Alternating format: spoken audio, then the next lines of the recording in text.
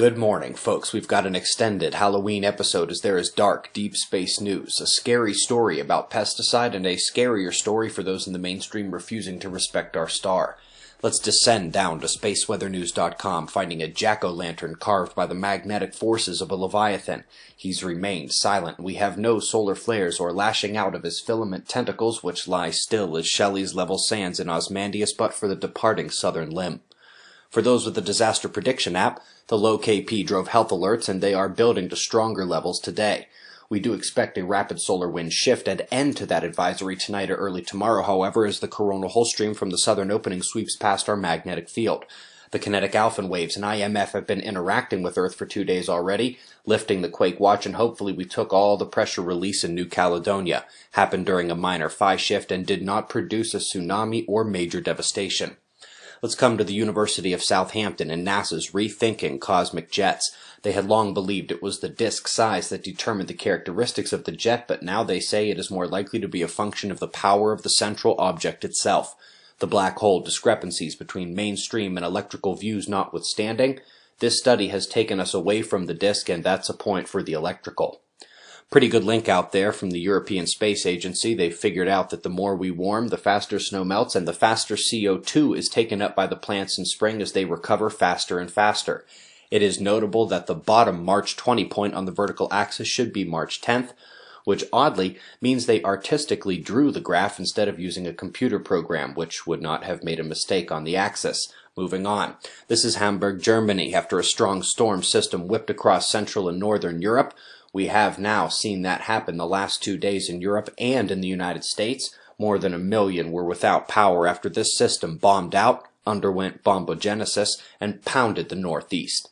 You may have heard that the opposite storm, a winter blizzard, is due for the Western Americas this week. Well, starting with the South Pole, you can see that its polar vortex is broken now, splitting and fading.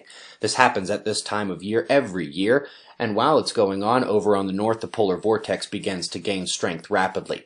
However, the current weakness, as it's not at full strength yet, is allowing a peripheral stratospheric cell to peel off right down into western Canada and the U.S. That is not wholly unlike a polar vortex event.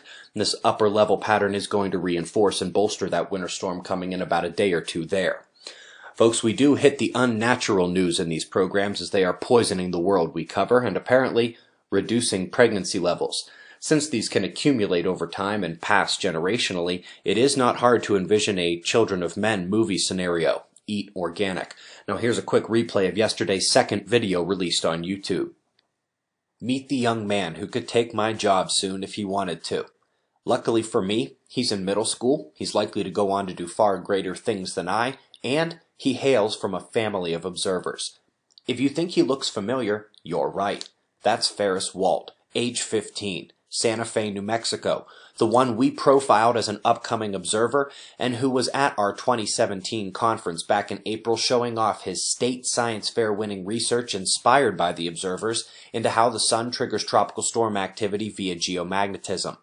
Bottom curves are the solar coronal holes and the top curves are the number of cyclones on Earth. Nice lag. Nice correlation. We knew that he was going to try to parlay his state-level win into a national championship, and when you are in middle school, there are really only two premier contests. One is the Broadcom Masters. These kids are not playing around, and while a point of pride is had in fact that 2 of the 30 national finalists go to school in my hometown, it is far more joyous for this observer and all observers that the young man we said could be the future of solar terrestrial physics has now won the National Middle School Science Competition for doing exactly that. I am hoping to get a copy of the award-winning work as it has surely been updated, and indeed, there was much more than this even from the state level. Main takeaway is this. For years, this type of science has been hypothesized, observed, tracked, and published in layman's terms that we've said many times even middle school students can understand. Turns out, they can do a little more than that, even if NASA, NOAA, and professors across the world still say it's impossible. That won't stop observers from proving them wrong every single day. Congratulations, Ferris Walt. Eyes open. No fear. Be safe, everyone. Folks, if you got the children's book pre-order, your kids' swag is coming in a separate packet, so if you just get one of them first, don't panic. That's how we kept your shipping costs so low.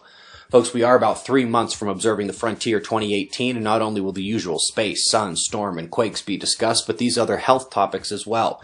There's a reason why 70% of tickets have gone to repeat attendees. They know what they're going to get. We greatly appreciate your support. We've got the wind maps and shots of our star to close. We'll do this all again tomorrow, right here, but right now it's 5:50 a.m. in the new Valley of the Sun.